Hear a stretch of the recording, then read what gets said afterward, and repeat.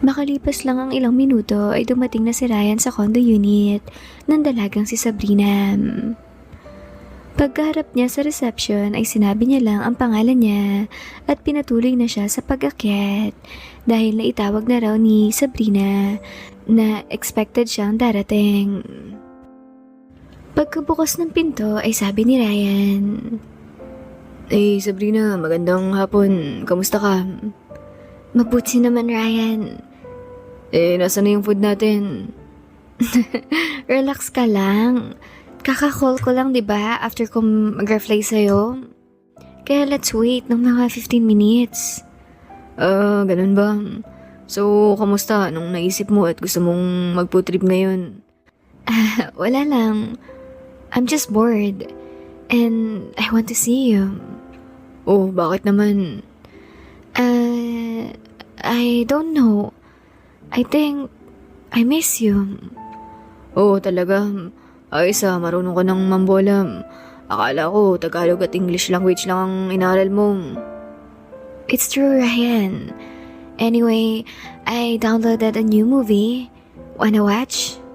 Oh, sige. Kailangan naman na magtitigan lang tayo buong maghapon rito. Alright. Sagot pa ng dalaga at agad nang nag-play ng movie sa malaking TV sa salam. Makalipas lang ang 20 minutes, tsaka pa lang may nag-doorbell. "I got this, Ryan. Just continue watching." Wika ng dalaga at tumayo na. Ilang saglit pa ay isa-isa nang inilagay ang mga pagkain sa lamesa sa may salam. Tapos naglabas na rin ang 6 na pirasong sobrang lamig na beer-in can. Wow, ayos to Sobrang lamig. Perfect combination. Wika ni Ryan at agad na bumanat ng kain noong pizza at fried chicken.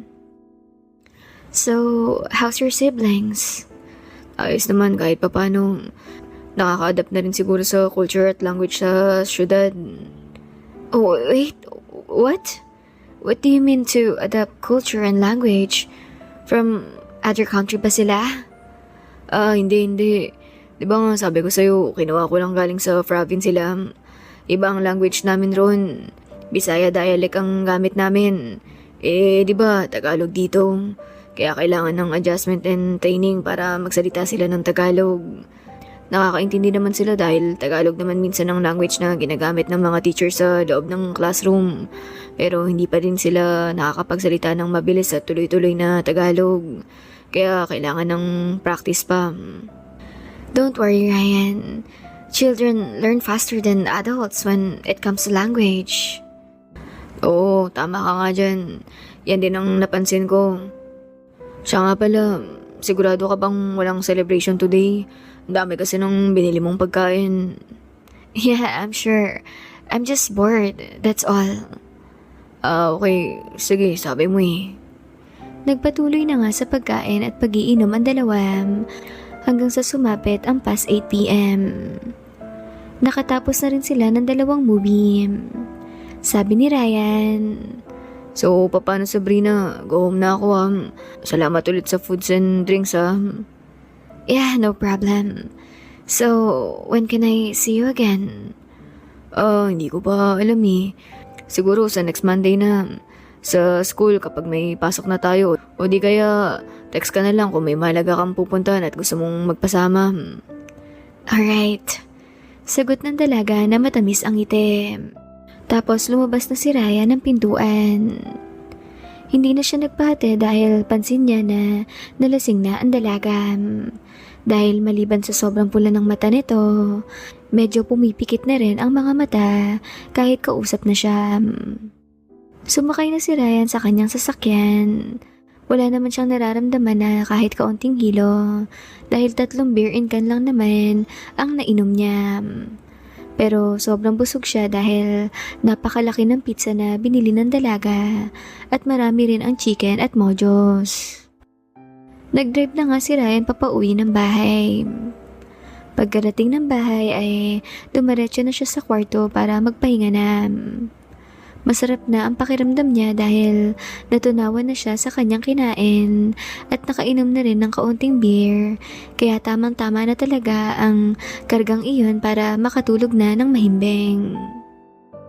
Nang makita niyang nagre-ring ang cellphone niya, si Roxy ang tumatawag. Kaya dali-dali niya iyong sinagot. Hello, Roxy. Kumusta ka na? Bakit ka pala napatawag? Hi Ryan, nasa Manila ka na? Oo, last week pa. Bakit? Nag-aaya kasi si Armani na umuwi sa kanila sa Zambales. Tara, sama ka. 3 days, 2 nights tayo roon. Marami tayong pwedeng gawing activities roon. Maliban sa mag-beach, malapit kasi sa dagat ang bahay nila. Meron din silang maliit na bangka na disagwan. At meron din silang lambat pang isda. 'Di ba marunong kang manglambat? Marunong konti. Hindi naman kasi ako totoong mangingisda talaga. Dahil kargador sa perang totoo kong trabaho. Si tatay lang ang totoong mangingisda. Kaya hindi ko masasabing eksperto ako sa usapang pangingisda. Ano ka ba, Ryan? Hindi naman required na makahuli ka talaga ng isda. Actually, gusto ko lang din ma-experience na mangisda. Kahit walang huli ay ayos lang. Yung experience ang mahalaga sa akin. Ganun ba? Sige, okay lang sa akin. Kailan naman yan? Mamaya madaling araw ang alis natin. May nahiram akong SUV sa boss ko. Kaya sakto yun kahit pa malayo ang lakad natin. Dadaanan ko na rin si Armani bago ako pumunta dyan. Kaya mga before 6 a.m. ang dating namin dyan. Ano, ayos na ba yun sa'yo? Oo, sige, ayos lang. Okay, matulog ka na ha, para kahit papano maka 8 hours ka ng tulog. Dahil kapag napagod na ako mag-drive ay ikaw naman ang papalit sa akin. Oo, sige, walang problema. Good night, Ryan. Bye. Bye din, Roxy. Sagot ni Ryan at pinatay na ang tawag. Agad nang kinuha ni Ryan ang kanyang maliit na traveling bag at nilagyan ng mga damit at gamit na dadalhin niya sa outing sa Zambales. Mabuti sana kung kotse niya ang gagamitin dahil kumpleto na ang mga kailangan niya roon. Noong matapos makapaghanda ng mga dadalhin, ay humiga na si Ryan at agad nang nakatulog. Kinabukasan, pasado 5:00 ay nagising na siya. Nag-alarm naman siya sa cellphone para may oras pa siya para maganda kaunti. Naligo na siya agad para fresh ang pakiramdam niya habang nasa biyahe. Wala rin namang problema sa temperature dahil may nakakabit na heater ang gripo sa banyo, kaya pwedeng maligamgam na tubig ang kanyang ipaligo.